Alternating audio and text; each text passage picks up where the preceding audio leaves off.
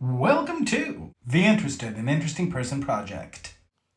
Let's talk about mental illness, foreshadow, race, caste, and a rose for Emily.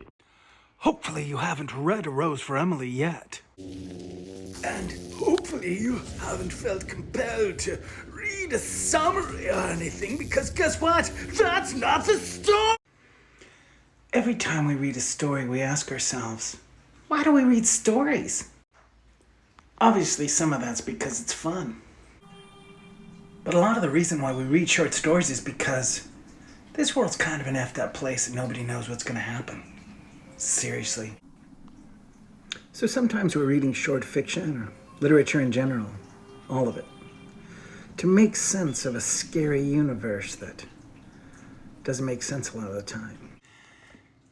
Generations of people have read A Rose for Emily and looked at Emily's mental illness and being richly judgmental of it, but we can now view this story through a lens that that allows ourselves to look at mental illness from a much kinder perspective. We can ask a question like, how does the portrayal of Emily Gerson's mental illness contribute to the overall themes and atmosphere of A Rose for Emily? Analyze specific instances in the story that highlight her deteriorating mental state and discuss the implications of mental illness and her actions and relationships. And of course, this allows us, as we look at our own situations, to think about our own actions and relationships. This world presents us with a lot of challenging situations and difficult conversations that many people aren't comfortable with, like race and caste and the one percenters. And it is very challenging to talk about issues of inequality in our normal worlds. And so literature classes, this one included, offers us an opportunity to talk about these tough topics in a place where it can be, safe and healthy. We might be presented with a question like this.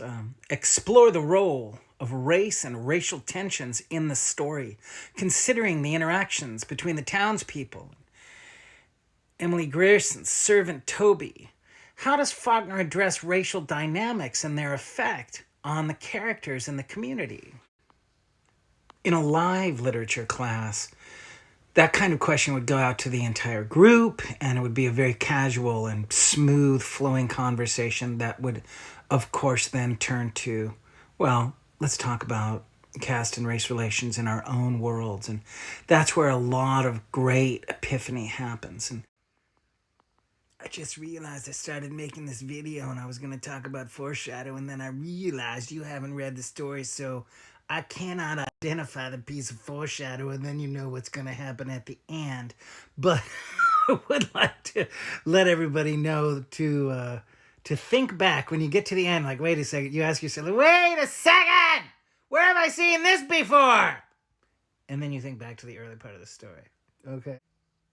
The Interested and Interesting Person Project is brought to you by Riseley. That's me.